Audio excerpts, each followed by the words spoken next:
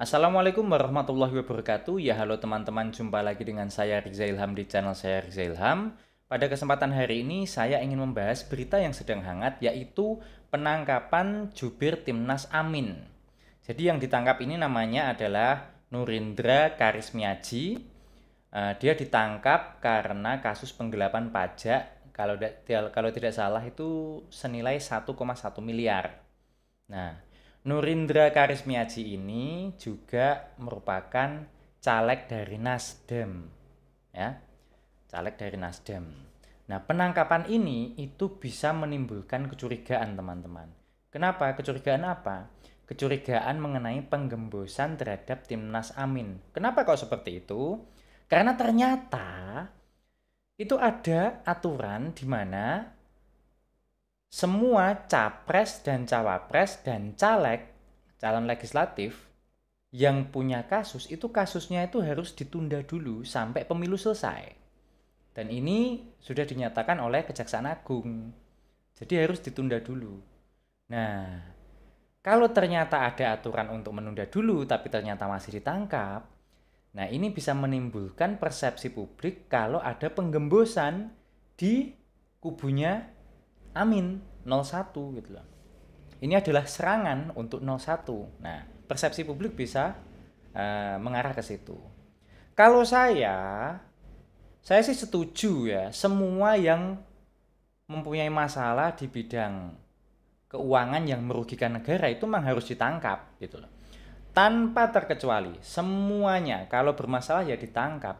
Nggak peduli itu bupati, gubernur, kepala desa yang bermasalah dengan dana yang merugikan negara, ya memang harus ditangkap. Tapi ternyata ini tuh ada aturannya untuk menunda sampai pemilu selesai. Nah, dikhawatirkan apa kalau ditindak ketika pemilu belum selesai, nanti dikhawatirkan akan menjadi black campaign gitu ya. Jadi teman-teman, saya setuju untuk semua yang bermasalah ditangkap. Tapi kalau ada aturannya untuk ditunda, ya berarti harusnya ditunda dulu. Karena kalau ini nggak ditunda, ya nanti bisa dicurigai kalau ini adalah memang benar-benar serangan untuk 01 gitu loh.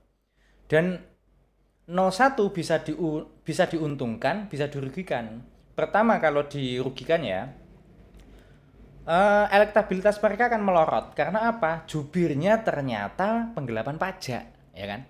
Tapi di sisi lain, simpati publik nanti bisa naik. Ini positifnya untuk mereka. Kenapa? Karena publik bisa menilai kalau ini adalah serangan. Gitu ya, serangan untuk 01. Seperti itu. Nah, bagi saya 1,1 miliar itu banyak. Banyak. Tapi bagi negara yang punya APBN ribuan triliun, yaitu kategori kecil. Ya bayangkan aja, 1 triliun itu 1000 miliar. Sedangkan APBN kita ribuan triliun, katakanlah 3000 triliun ya. Itu nolnya berapa coba? Bandingkan dengan miliar yang nolnya cuma 9 gitu ya kan. Nah, jadi ya banyak tidaknya sebuah kasus keuangan yang merugikan negara itu ya tinggal dilihat itunya patokannya apa. Patokannya kalau keuangan negara ya 1,1 miliar itu sedikit. Kalau kantong kita ya emang banyak itu ya. Bisa dapat ninja berapa itu? Ya saya sih eh, mendukung penegakan hukum, tapi setidaknya ya sesuai aturan lah gitu.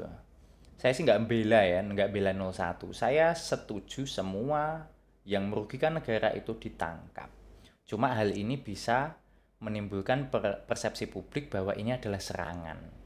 Ini bisa menjadi pisau bermata dua. Satu dikatakan serangan, ya kan? Satu bisa meningkatkan simpati publik gitu.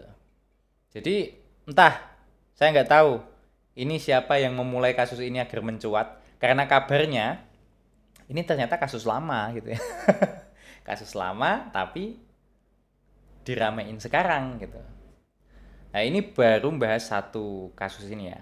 Di video selanjutnya saya ingin bahas mengenai bedah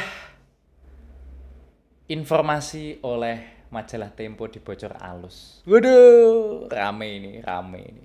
Oke, itu aja sih teman-teman. Saya mendukung penegakan hukum, tapi juga sesuai aturan gitu ya. Terima kasih sudah menonton. Wassalamualaikum warahmatullahi wabarakatuh. Dah.